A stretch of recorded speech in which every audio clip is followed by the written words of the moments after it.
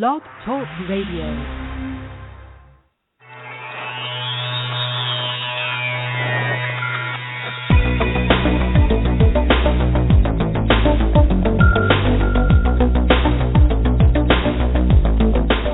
Across the country and around the world, streaming live on the internet, it's Real Estate Coaching Radio, bringing you the latest news, interviews, and secrets of the top producers.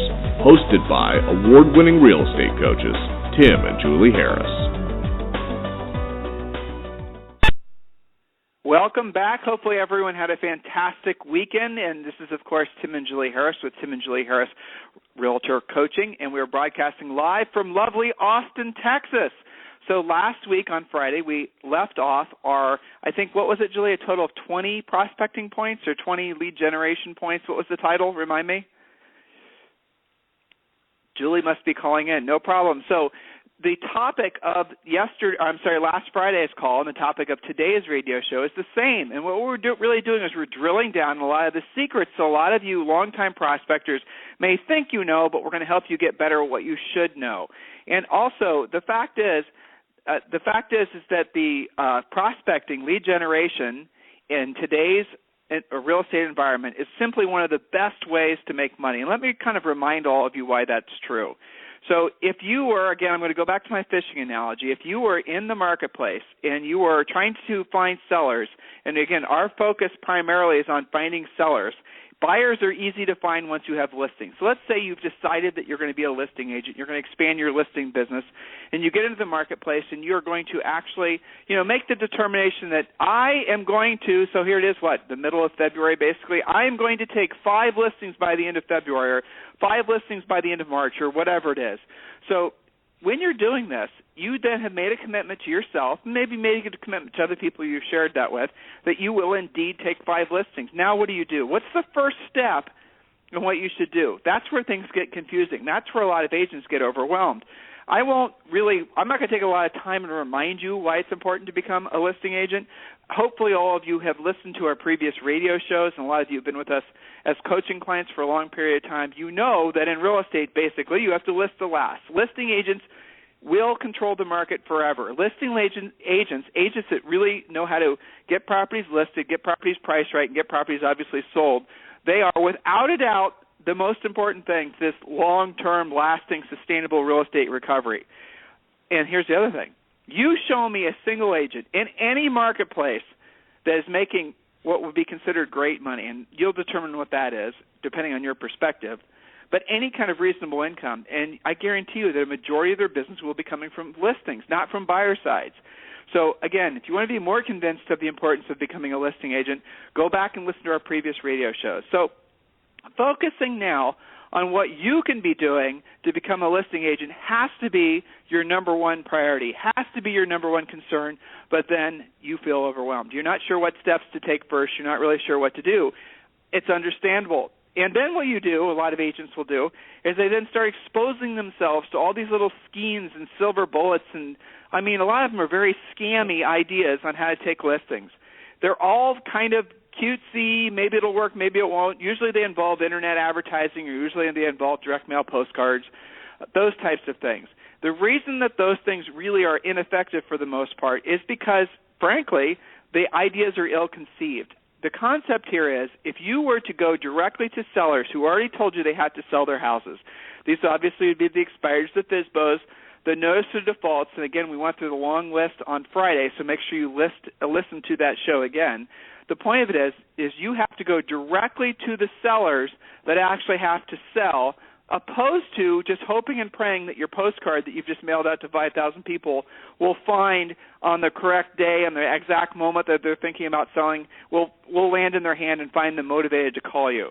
There are too many moving parts to any kind of marketing piece when you're actually determined. Remember, your goal was to take 5 listings, for example. Maybe it's 50, maybe it's 15, whatever your goal is, and the next, say, 30 to 45 days. Assuming that's your goal, you have to do whatever it takes to be in front of the sellers who are absolutely positively ready to sell, not the ones that maybe are thinking about selling or just, really are time wasters. So hopefully everyone understands this concept. Now, in your marketplace right now, it's funny as as I talk about this, I'm replaying so many of these coaching calls I've had with, especially with newer agents or agents who are essentially thinking like newer agents even though they've had their licenses for a long time, who are convinced that there's no inventory, who are convinced that there's no houses for sale, who are convinced that really that there's no opportunity for them. So if you are suffering from that, I challenge you again to go to listen to our previous radio shows, or if you're one of our coaching students, ask your coach to review something like 30 ways to generate listing leads without paying for them. And if you're one of my personal coaching students, you are already doing all these things. So the first thing you have to do is you have to remove the idea from your mind that there is any lack of listing opportunity in any market. And yes, those of you in San Francisco, those of you in San Jose, those of you in Manhattan, those of you in some of the other areas where things are seemingly selling themselves overnight, I'm talking to you. I promise you, even in the hottest markets in the country, there are hundreds of homeowners, property owners that need to sell now that are not going to call you unless you know how to call them and know what to say. So at the end of the day, lead generating, over-the-phone lead generating using our scripts, essentially knowing how to call these folks, knowing what to say when you call them, knowing how to overcome their objections, going through a very simple-to-follow process when you do prospect these guys, knowing how to use scripts and techniques that, frankly, are designed for this era, not for the 1970s, that makes all the difference. I mean, imagine this, okay? I want you to think about this for a second. Let's say today, for whatever reason, you have to buy a new refrigerator. Your old refrigerator breaks. You just decide that you no longer want a green refrigerator, whatever it is. You decide you want to buy a new refrigerator. So what's the process that you go through to deciding what refrigerator to buy? Usually nowadays people are going to go and maybe research something online, look for sales, maybe look for brands. Maybe you decide you want a stainless steel Sub-Zero refrigerator, so you're going to check out prices. Then after that, you've done your research. Then after that, you're going to go to usually virtual stores. Sometimes you'll go to a local store. But basically that's how your process works. And then after that, you come in contact with a salesperson. And then usually, assuming that salesperson is selling a product you like at a price you're willing to pay, then that's the guy or gal who gets your commission, gets your sale. Everyone can agree that it's a typical process that most people follow when purchasing just about anything. Well, the same thing holds true when people are trying to decide which agent to hire for the job of being their listing agent. Exact same process. I need to sell my house today. Okay, how do I go about finding an agent? Generally speaking, if people know an agent, that's the agent that they're generally going to want to call. But unless that agent were to call them, guess what? They're going to skip right over that agent's name. And if you don't think what I'm telling you with that little comment is true, how many of your centers of influence and past clients have listed with somebody else or have bought a house through somebody else, even though that you were mailing them things like forget-me-not seeds in April, right? So a simple mailer or an email is no longer enough because people get too much crap in the mail and too much crap in the email. Those things have become ineffective. They just have. You can't really argue at that point. So then what happens? Again, the same process. People will do their research online. People will focus in on a particular agent or particular brokerage, and then they start calling people out to interview and go through the process. That's how it works. You guys know this, and if not, well, that's how it works. Now you do. If you know already what sellers are out there researching right now, which listing agents to hire or whom to interview for the job of selling their homes, if you could determine quickly and effortlessly who those people were and call them as they're going through the sort of mental checklist of how to go about determining which agent to hire, if you had that list of people that were ready to put their houses for sale or in the early stages of putting their houses for sale, you have an unbelievable advantage in the marketplace, don't you? Well, that's what over-the-phone prospecting is all about. It's that simple. It's not any more complicated than that. I mean, if you think about it, this is really the sharpest end of the stick for any business. It does not matter if you're a chiropractor, if you're a dentist, or if you're a car salesman, or if you're the guy selling refrigerators. If the guy selling refrigerators had a list in front of him of all the people in his community within, like, say, a 50-mile radius that day had decided to buy a refrigerator, how many more refrigerators could that guy sell? If the chiropractor today, there's local chiropractors, there's local pie store makers, there's local dry cleaners, there's local whatevers. If those folks had an exact list of who it was that would need their product or service within the next 30 days, think about how much more money they would make if they were willing to prospect them. Well, so none of those businesses have that type of information. You do. Think about that for a second. Just stop for a moment and think about what I just said. Think about what a brilliant, incredible industry and opportunity you have in front of you. Unlike the guy selling refrigerators, you do have a list of people that are in the market to hire a realtor for the job of selling their home. The refrigerator guy can hope and pray that someone walks in off of his low price or responds to one of his ads, then magically they buy from him. But you've got an actual list of people that have to hire a listing agent.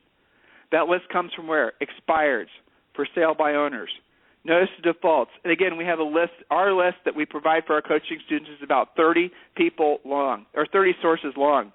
So I want you to think about that, guys. What a huge advantage you have over any other kind of business owner, and what you can do right now, and how easy it is for you right now to go about, frankly, taking advantage of this marketplace. So we're going to take a quick break, and when we come back, Julie and I are going to pick up where we left off last Friday.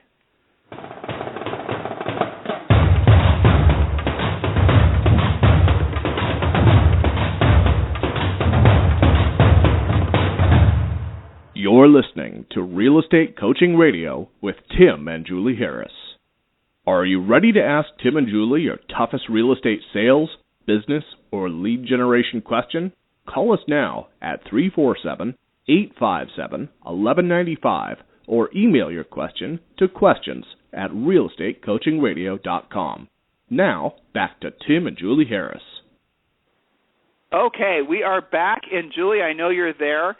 And so, Julie, you were just listening, I know, to what I was saying about essentially the quickest and easiest ways for these agents, a lot of these agents, to make the leap from maybe being a vanilla agent to a buyer's agent, you know, really all of the critical nature of all of them learning how to be listing agents. And we were just sort of, you know, sharing with some ideas on how you can go about doing it. I know we're going to get to the critical, what was the title of today's call again? Remind me. Let's see, the title was, we have 20 different secrets, tips, and money-making items for over-the-phone prospecting. That's right. Okay, so we're going to get to point number 11. And, guys, go back to the call we did on Friday, the radio show we did on Friday, and listen to our first 10 points. So, Julie, before we get to that, I always like to have you share a story that you think is going to be something that will benefit our listeners. And, by the way, guys, we are well on our way to having 10,000 unique listens at the end of the first 30 days of broadcasting. So I really, really appreciate, A, all of you who have been listening on a regular basis, B, all those of you who have been downloading, which is, by the way, a majority of you, and C, all of you who have been doing as we requested and sharing the news about this radio show with all of your fellow agents. And remember, the homework from every show is to share it with as many people, but I ask all of you to share it with at least 10 people that you know. Just Facebook it, tweet it, send an email out. Help us get the word out so we can help other agents, and we can, frankly, really, I think, make it so that agents, people like you, finally have they're in the position to realize that this is an agent's market. It's not, honestly, this isn't a broker's market. This isn't a bank's market. This isn't this is an agent's market. This is the opportunity for agents across the country really to seize the opportunity that's in front of them. Julie and I have always said, and we'll always have this mindset, and it creates a lot of controversy, and frankly with other, mostly brokers and other coaching companies, but we are the only agent-centric coaching company that there is. And what does that mean? It means that all of the coaching that we do, all of the suggestions, all of the marketing, everything we do is designed for the betterment of the agent. So we do not overtly try to create coaching and coaching ideas and marketing plans that are going to do anything but benefit the agent first. So you aren't going to hear us talking about things that are going to benefit the broker, or nor are you going to hear about us talk about things that are really going to benefit anybody else other than you. Our job is to give you the tools, the education, and the motivation to, frankly, put money in your pocket through helping people. Because we know that agents are the most important thing in the real estate industry, not brokers, not big ideas, not MLSs, not IDEX feeding sites, not syndication sites, not any of this other stuff that everyone likes to talk about. Nobody likes to talk about how important an agent is except us. We are an agent-centric coaching and training organization, and that's the reason a lot of the things that you hear come from us and come from our coaches and all of our other ways that we communicate with you guys seems so different, because it is. Most everybody else, that's certainly all of our competitors, what they're going to avoid at all costs is offending brokers.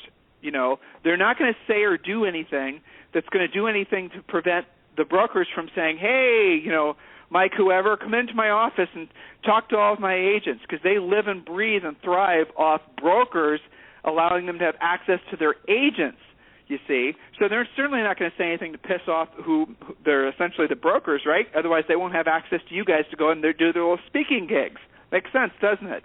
Well, because we're an online company and because we communicate directly with agents, we can skip that political, monkey dance, if you will. We don't have to do that. We can tell you guys the truth, and we don't have to run it through a bunch of filters trying to please a bunch of other people whose agendas are not in alignment with you. Now, brokers are listening right now, and some of you guys are going, oh, my gosh, this is in conflict. It's not. What's in conflict is the way you think about your agents, because here's a simple fact, is in this industry there's a plague called body shops, where most brokers thrive off essentially agents getting their licenses, going into the industry with these big these dreams and just all kinds of big thoughts, and they're wanting to make their lives better and their families' lives better, and the excitement you have from starting a new business, starting a new venture. No training, no coaching, no support really to speak of. That's the reason that so many agents wash out in 24 months.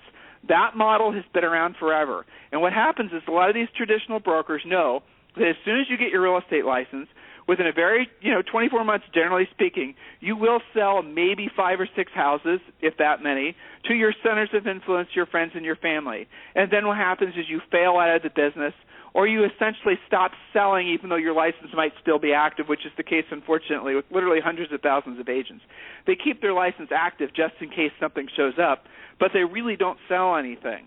Whereas the reality of it is if that whole model, that whole body shop mindset were to be tossed out and we were to instead focus on making individual agents better and making individual agents be really the most important thing and really be finally honest with this industry and realize that strong, powerful, well-educated agents make a strong, powerful, very, very healthy housing market, that's where it starts.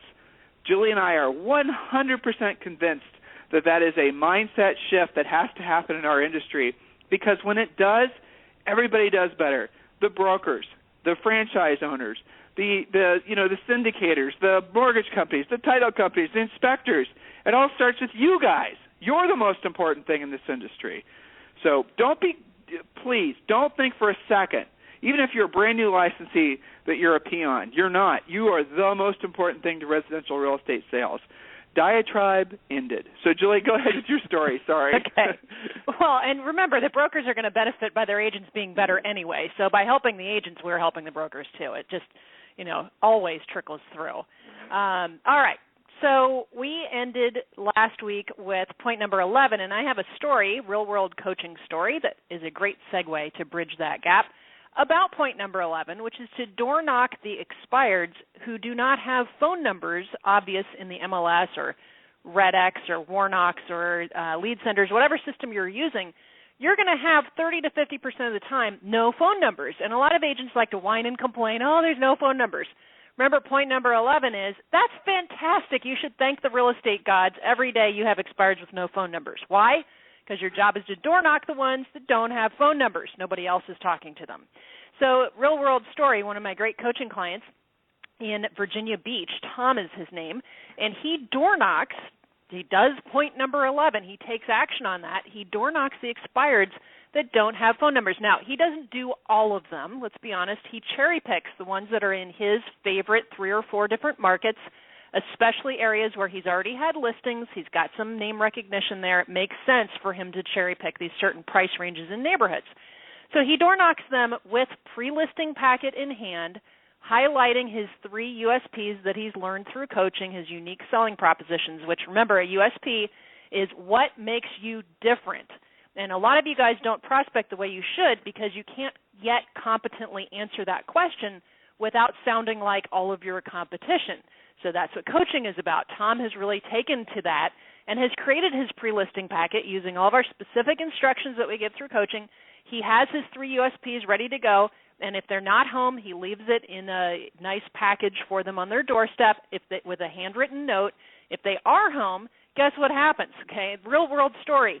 First door he door knocked last week, they invited him in. They said, yes, actually, I am so glad you're here. I didn't know what my next step was. Yes, my home expired. I have to sell it. And basically it was a cry for help. He took the listing on the spot. Now, Tom came to his coaching call saying, I can't believe this happened. Okay? And so I shared with him that, this really only happens to agents that prospect consistently. It doesn't happen to people who dabble in this. It happened to him because he took action and went to the door, because the seller let him in, had a need, and because Tom was able to competently answer that question, what makes you different, with a great pre-listing packet in hand. So I got to say, the level of confidence that Tom has now versus back when he started is night and day. So door knocking expireds is no longer an issue for him.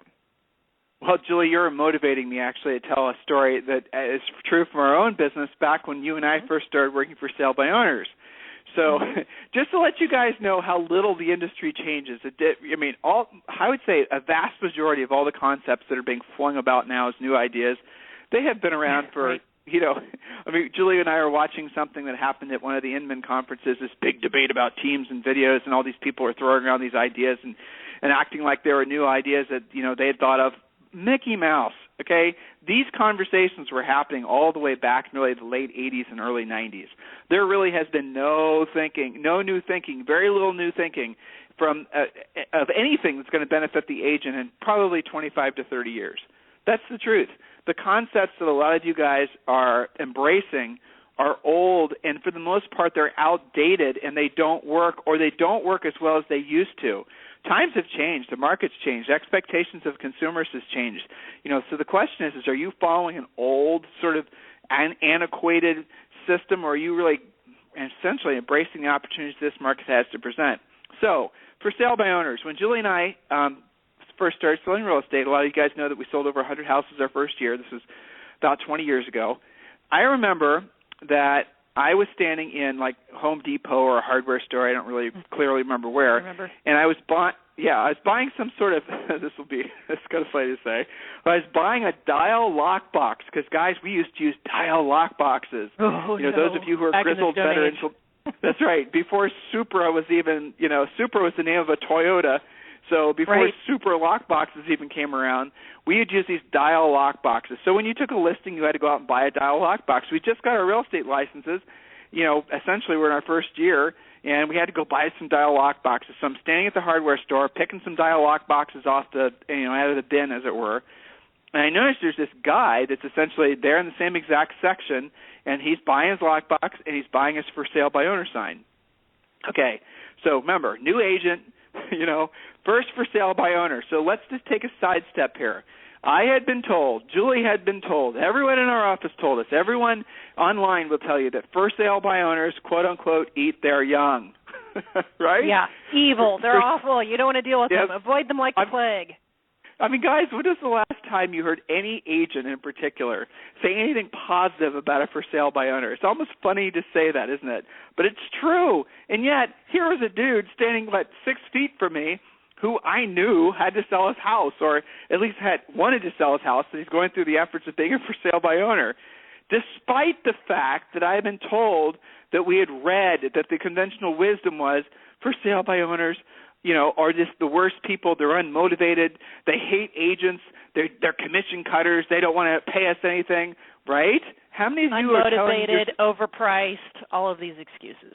That's right. So how many of you tell yourself these types of stories about for sale by owners, about expireds, about, fill in the blank. It's incredible the amount of Mickey Mouse that floats around in our brain that was given to us under the guise of friendly, useful advice, and all the while it was just basically stuff that was essentially railroading our success. So, I'm standing next to this guy, and I say to myself, you know what, I'm not going to let this guy walk away, so I start a conversation up with him. And I don't remember the exact conversation, but the gist of it is that, he and his wife had decided that they want to move to closer to family or whatever. They were definitely moving out of state. And they had decided to put their house for sale themselves. And in the conversation, he said, we were going to try to put it for sale ourselves for like a month. And then, if we can't sell it ourselves, then we were going to list it with an agent.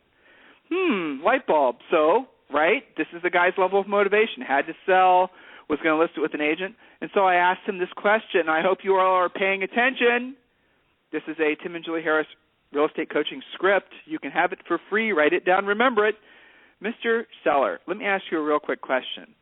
If there was a way that I could sell this house, net you the same, if not more, than you could net yourself, and Mr. Seller, I would take care of all the inspection issues, all the showings, all the realtor scheduling, all the feedback requests, deal with all the closing issues, the mortgage issues, all the appraisal issues, all the potential attorney issues, all the stuff, and all the dozens of people that are part of every real estate transaction. And the check that I hand you at closing was the same, if not more, than the check you'd be able to essentially generate yourself by selling the house, trying to sell the house yourself. Mr. Seller, why wouldn't you list the house with me? I'm sure I wasn't that elegant, and when I was asking him that question in the middle of Home Depot, but that was the gist of it. And his answer was, well, I guess if you can do all those things, I would list the house with you. And guess what? Later that day, Julie and I listed the house. It was that simple. We just asked him. Now, that's an example, going back to what I was talking about before, of someone who had his hand up in the air and said, come list me, I need your help. And I said, I'm willing to help. And I put myself out there. He could have said, no, I'm not interested, but he didn't. He was really nice, and most people are. 99.9% of all the folks. I'm sorry to interrupt you, but that is a very common response to my clients that do prospect for sale by owners, particularly the first, second, third time that they go out and they get serious about it. They always come to the call in shock, right, because of what you said, just like you felt when he was a nice guy based on what we all hear about for sale by owners. They always say the same thing, I can't believe how nice they were to me, because their expectation was so screwed up. Well, what would be the real reason why agents would be fearful of actually making that communication, that contact? It's because they don't know what to say. But more importantly, They don't know what to say if the seller says fill in the blank, right? So you guys don't make these contacts. You don't make these communications. You spend all this money foolishly. You spend all this money foolishly buying leads because you are uncomfortable with what to say and what order to say it and what to say if they say this. If the seller says, for example, well, I'm sure I could sell this house myself, okay, this would have been a real thing a for sale by owner would have said to me, okay, so I'm going to role play this with myself. You know what, Tim, I'm going to sell this house myself because I'm going to save the commission. Okay, that's fine. This is what I would have said. Mr. Seller, you know what? If I didn't have a real estate license, I would probably think the same thing. Because, frankly, in this day and age, you have got to do whatever it takes to put the most money in your pocket from every real estate sale. I totally understand where you're coming from. But, Mr. Seller, here's a thought for you. According to, if I remember correctly, it was Keller University. You guys can research this yourself. According to Keller University, the average for sale by owner nets 8% less on their home sale than a house listed with an agent. Can I tell you why? And he'd say, why? It's an exposure thing, Mr. Seller. I want you to think about it. So far, you've let's just say you've had your house for sale for, 2 weeks. What types of buyers have you attracted? And that he would have said, well, I haven't gotten that many calls, or maybe he wouldn't have said anything if he's being coy. And I'll say, then I'd answer the question myself. Most cases for sale by owners are going to attract the buyers who can't get financing, so they're looking for owner financing.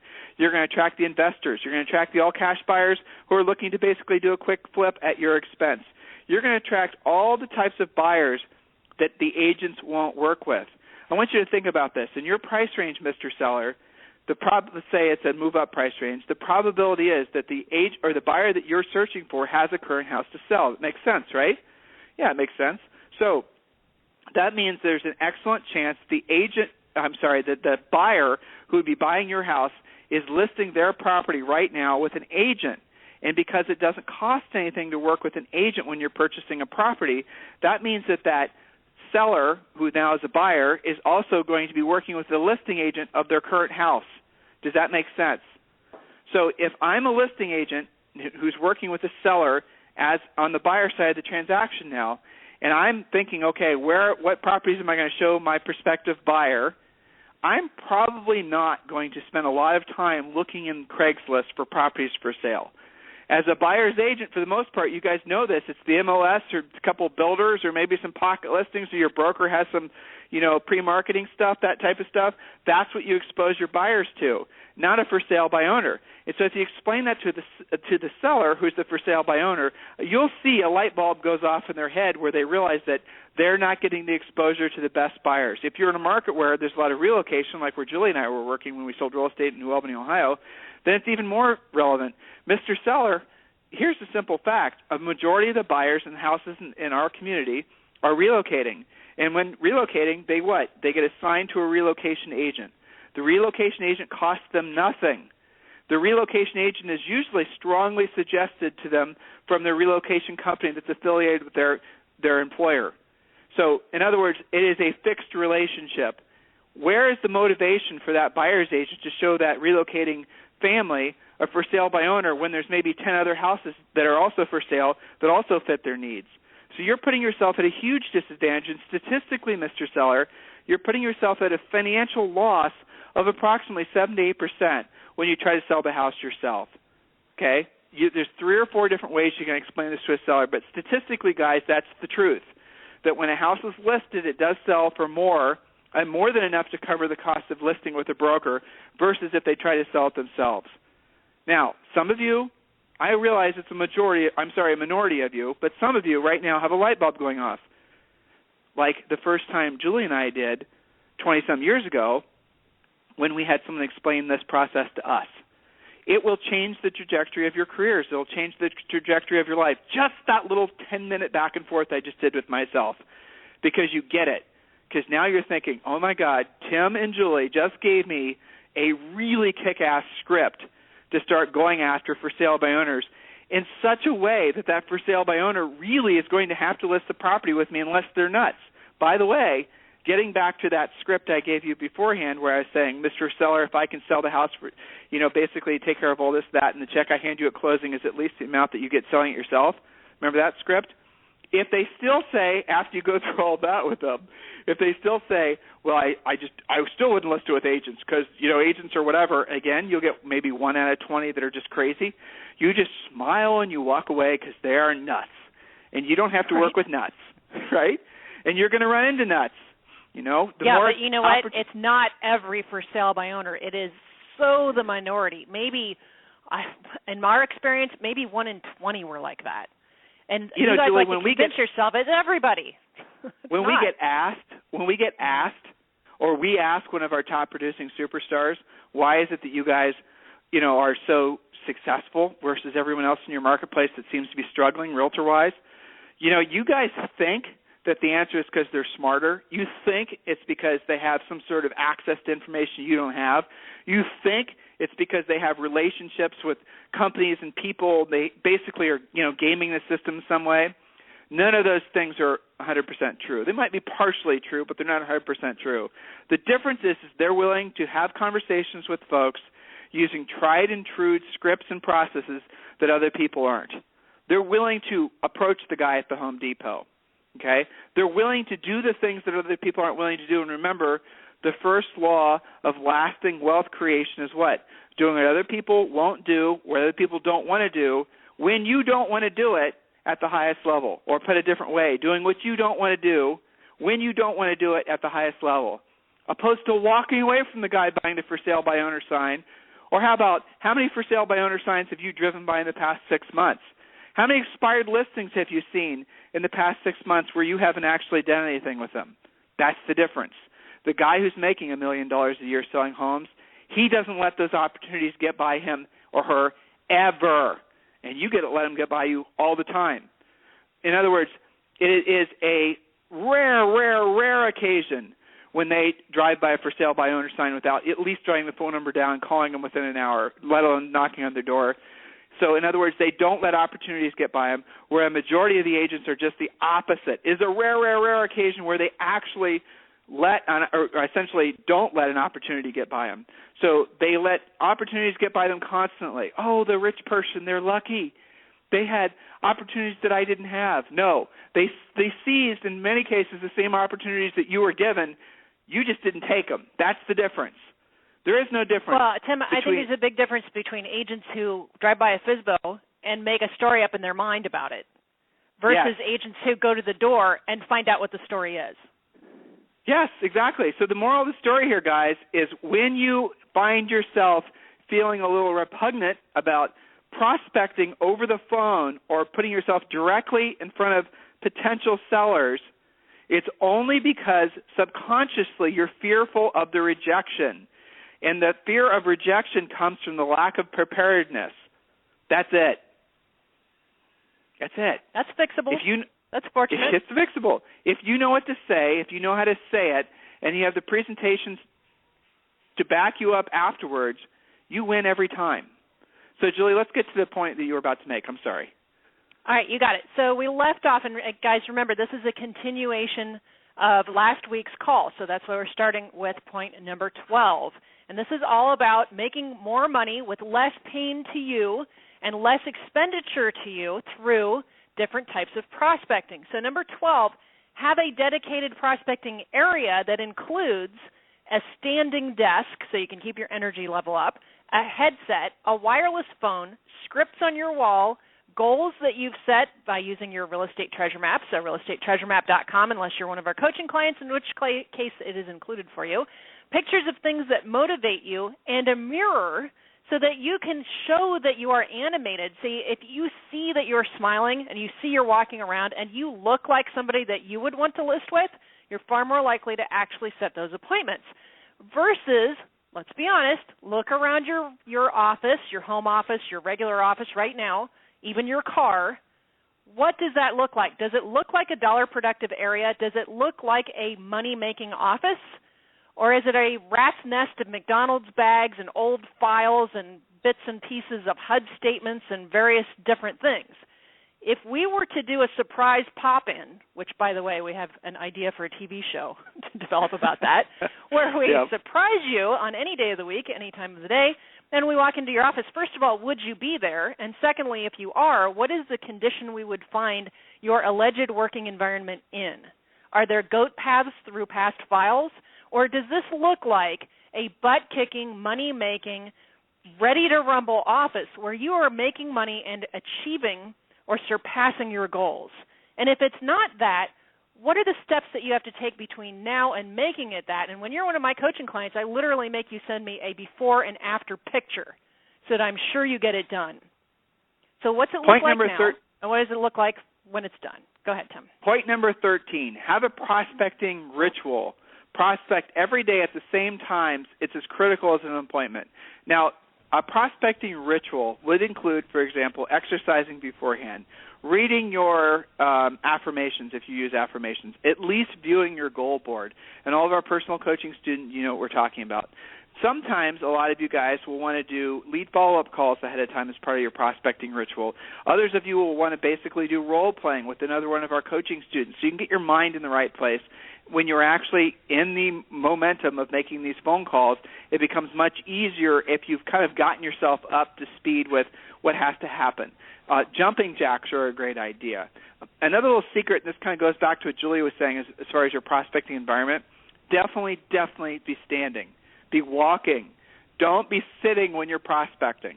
There is no question that your energy level will be high if you're prospecting standing or if you're prospecting walking. So how would you do that? The way you do it is quite simple. Have the scripts on the wall with the objection handlers on the wall.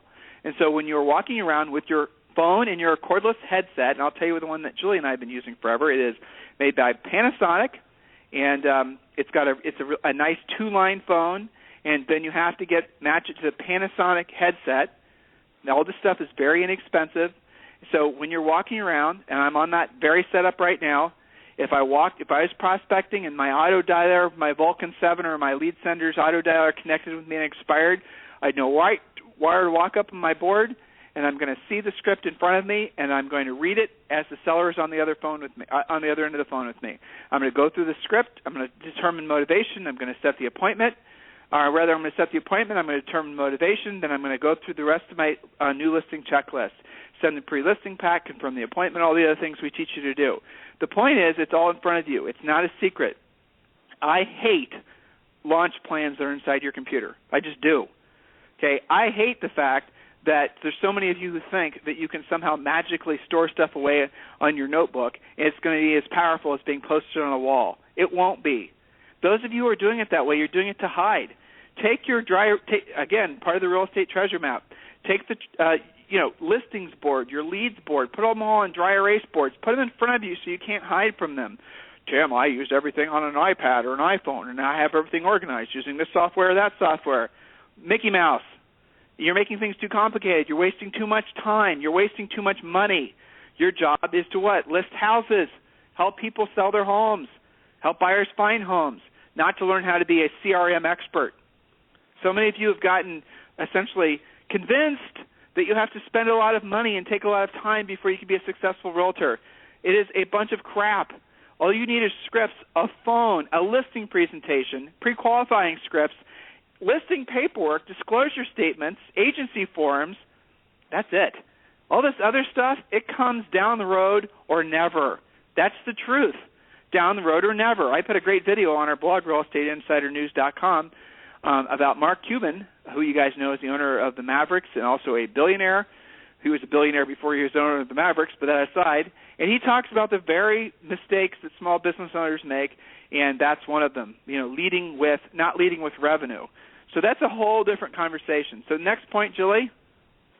All right, so next point, moving on, we have point number 14, practice a media-free morning to keep your mind clear. So, Tim, what is a media-free morning? What does that mean?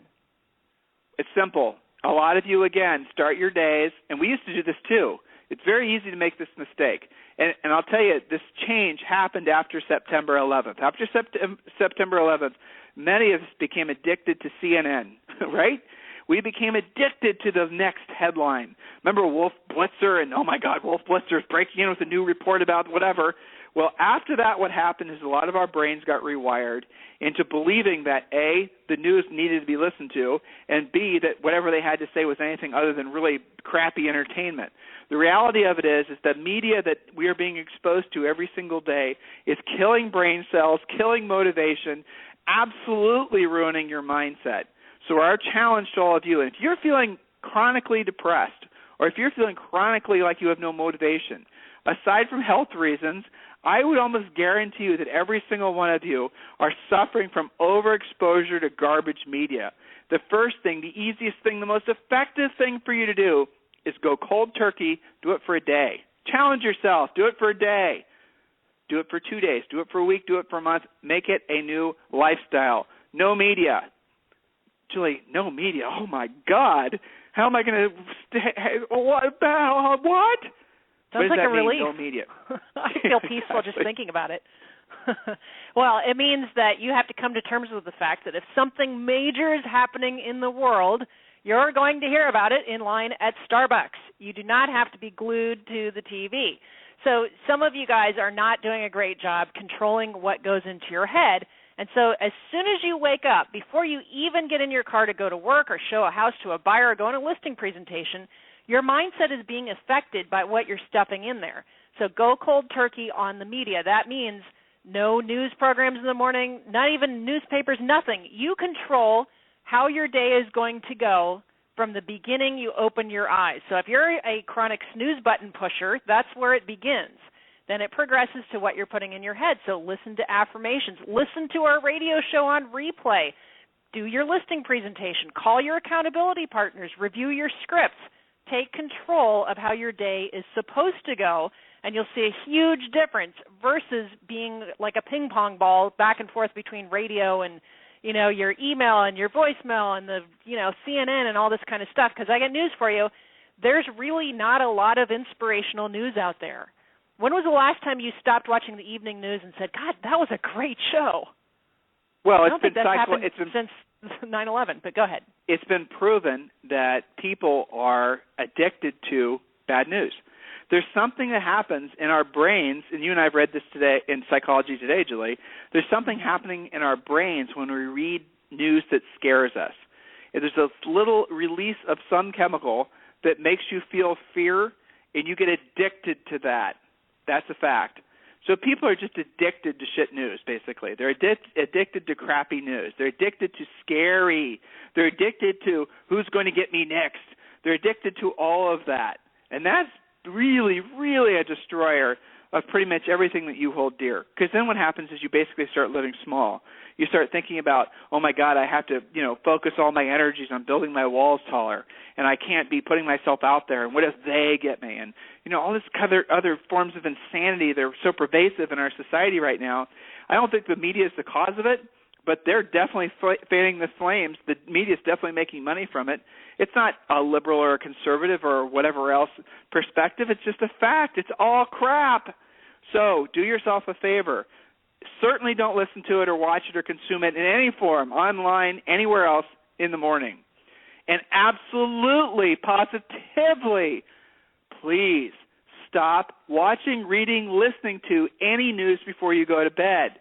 Think about that. How important is it that you start your day with the right mindset and end your day with the right mindset? How critical is it that you don't poison your brain to all that garbage at the most important parts of your day? Common sense, isn't it, guys? So do what no one else will do, i.e. purge all forms of media from your life, and then you'll be absolutely stunned and amazed how much quicker you feel better. I want all of you to take that challenge and give me some direct feedback for those of you who are actually ready to take your business and personal lives to the next level, and send me an email after you've done it for a day, a week, a month. I promise you it'll be the single most remarkable thing you probably ever experienced. It really is that toxic to you and your future. Next point, Jules. Point number 15, have accountability partners who are doing more production than you are, not less. And, Tim, I can remember back to some of our original people, back before, coaching was what it is now. We used to go and shadow top producers across the country, because that was kind of old school coaching back then, who were doing dramatically more than we were, instead of hanging out with some of the people in our office that were just, quite frankly, some of them kind of creepy, wondering what was going on there, right? And that's not your fault. You can't control who's in your own office. You could switch offices perhaps, but surround yourself by people who are doing not a little bit more than you, but significantly more than you, and don't try and reinvent the wheel. That's why you have coaching now. That's why we share these stories. Be like Tom in Virginia Beach. You don't have to reinvent the wheel and overthink the expired script. Just do what he does. Use the pre-listing packet we've taught you. Use the unique selling propositions that are in the pre-listing pack. Do what Tom does. Go to the door knock them. Don't overthink. Don't surround yourself by people who tell you crazy things like Fizbo's eat they're young. Follow those who have come before through our coaching program. A lot of coaching, Tim, is saving them from a nasty learning curve by learning the hard way, the costly way, and having to regroup and reset all the time. Hold on, Julie. I need to go to the conference in Denver or the conference in Austin, or I need to go to the local Mickey Mouse coaches showing up at the Holiday Inn in the basement, and I need to go and have that watered down coffee and sit in that windowless room for a whole day. No, you don't. Stop doing that. Go talk to somebody who has to sell their house. Wouldn't that be better? Stop wasting your time. Stop looking for the silver bullet. Stop being an idiot. Actually take action on the things that you already know will put you in a position to help people and make money. Yeah, and if you guys have trainers that come to you and they say it's okay to take 2 out of 4 listing presentations you go on, they're telling you it's okay to fail. Yeah, I know. How is that okay? Jules, we'll get back to our next point. We're going to take a real quick break so Julie and I can have some tea. And remember, guys, you can call in and speak directly to us at 347-857-1195 or email your question to questions@realestatecoachingradio.com, and we'll be back after this very short break.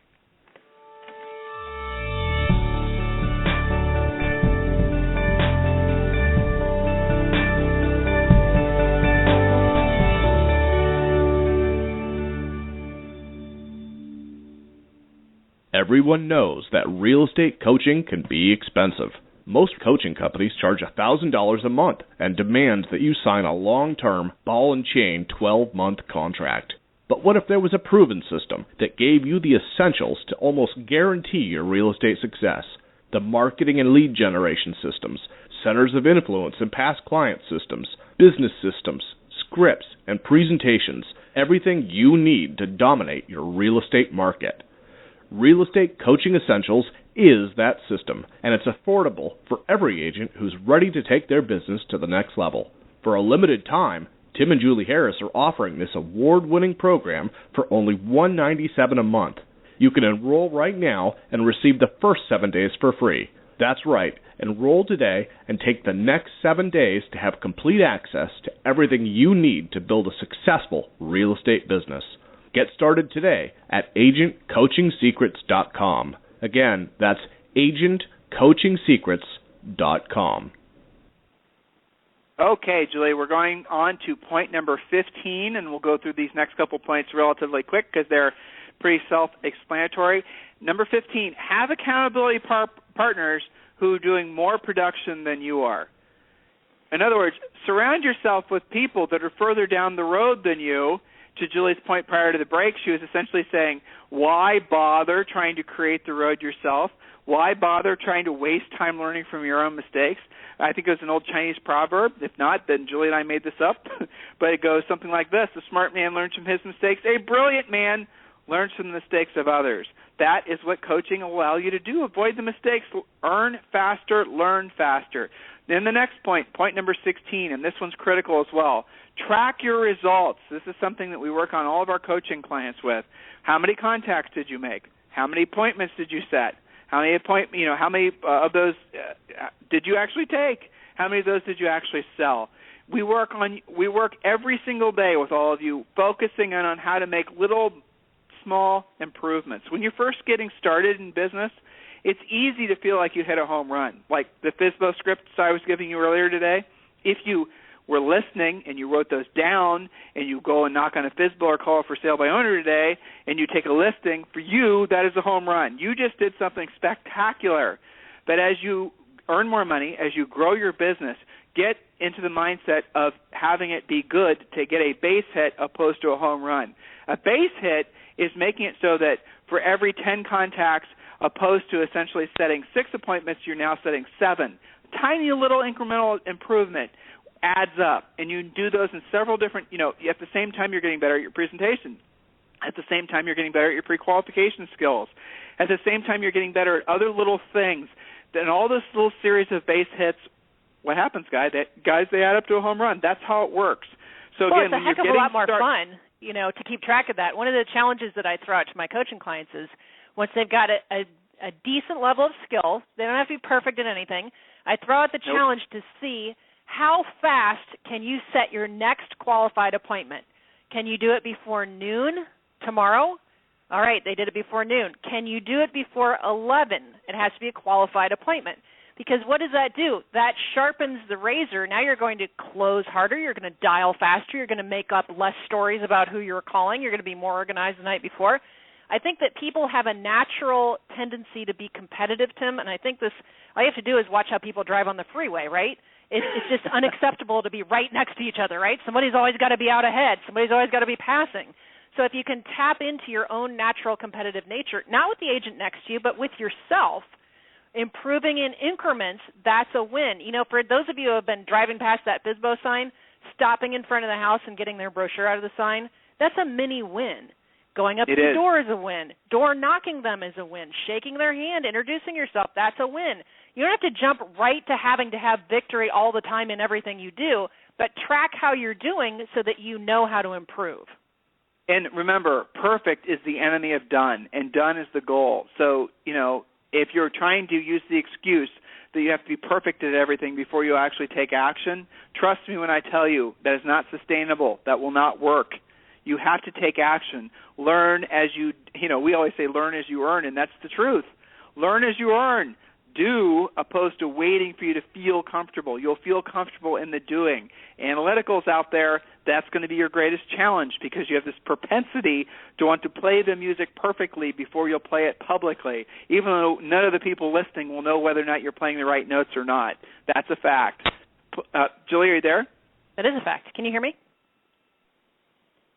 Are you there? Okay, so Julie, are you there?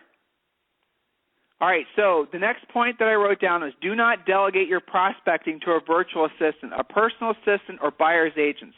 Your number one job as a salesperson is to set appointments. So I'm going to say that again. Your number one job as a as a listing agent is to set appointments. That's one thing you'll never, ever, ever, ever want to delegate if you want to run a truly profitable business. So that means that even when you're selling, if your desire is to sell hundreds of houses per year, your number one focus every single day is generating new business and then obviously pre-qualifying and then going on appointments. It's really that simple. Don't be confused about that. Don't think that it's your goal to somehow have a business where somebody else does the lead generation for you so you can go play golf or sit on a beach. Is it possible that you could have somebody in place that does that type of work for you? Yes, our coaching client, Chris Heller in San Diego, who's the vice president of Keller Williams International. We've coached many of his agents and his team. He has people that prospect for him. But the net that he's going to make from those transactions, considering all those other people he's got to pay, not to mention the inefficiency that comes from having to hire 3 people or 5 people that are as efficient as him doing it himself. Guys, think about that. If your goal is to make net profit from your real estate business, doing it yourself is the secret. So it's very basic. Why do a lot of agents not want to do it themselves? Because they have been told bad information. They've been convinced that their way to real estate riches is through building a team, delegating everything so you can go pick the lint out of your toes. That's insanity. Your focus should be quite simply turning the most profit from your real estate practice as you possibly can, as quick as you can, and putting that money into action for you. Your goal, again, is off every transaction to pull at least 10% off the top, then 20, then 30, then as much as you can as you pay off debt. Get out of the industry, or at least have the option of getting out of the industry in 5 years or 10 years. Now, some of you are going to stay in the industry forever, and that's wonderful. But in the meantime, if you have the mindset that I'm going to retire out of real estate in 5 years because I'm going to produce enough passive income for myself from non-real estate related assets, in other words, rental properties. And when I say non-real estate related assets, I mean not from your practice, not from selling and buying houses, but from your own things that are not tied to your real estate business. You put those things in place to produce enough income for you to cover all of your personal overhead every single month. Hello, you have just achieved being wealthy, if not rich, okay, depending on how much money you're generating. The fact is you no longer have to work. Your money is working for you, which is the very definition of what is rich. Rich is when your money is working for you and you no longer have to work for your money. You can invest in other businesses. You can do all kinds of different things. But the fact is if you think that your goal is to build a team that works for you so you can go, do something else, all the while you're still dependent on that income, that is not going to be any kind of sustainable, long-lasting formula that's going to lead to any wealth accumulation. I know very few people who have followed that old model of building this big team and trying to delegate everything and have ended up wealthy. Very, very few people. I know a lot of people who say they have, who claim they have, but they haven't. The truth is that they haven't. So think about this. Use common sense. If you can create a passive income for yourself to cover all of your personal overhead plus every single month from the profit you made from selling houses, isn't that really why you got into this industry? Wouldn't you love to wake up in the morning and have income come into your PayPal inbox or into your mailbox that wasn't tied to a buyer or seller? How does that make you feel, just having that concept, that thought in your head? It's kind of exciting, isn't it? So, Julie, we have 3 or 4 trailing points. I think we'll cover these at the top of tomorrow's show. Sounds so, guys, good. we had some technical issues today during today's show, but that's only because there's so many more of you that are actually calling in and listening nowadays than we were expecting, and a lot of you are listening to this into replay. But nonetheless, hopefully you got a lot out of this information on today's call. We really appreciate all of you regular listeners. Remember, your homework is to simply share with at least 10 other agents what you learned from today's radio show, or at the very least email them, tweet them, Facebook. Help us get the word out about what we're trying to do to help agents. We're the only agent-centric coaching company there is out there. Our focus is on you. Our focus is on doing what's best for you so we can get you into action, helping people and making money, and we'll talk to you tomorrow morning.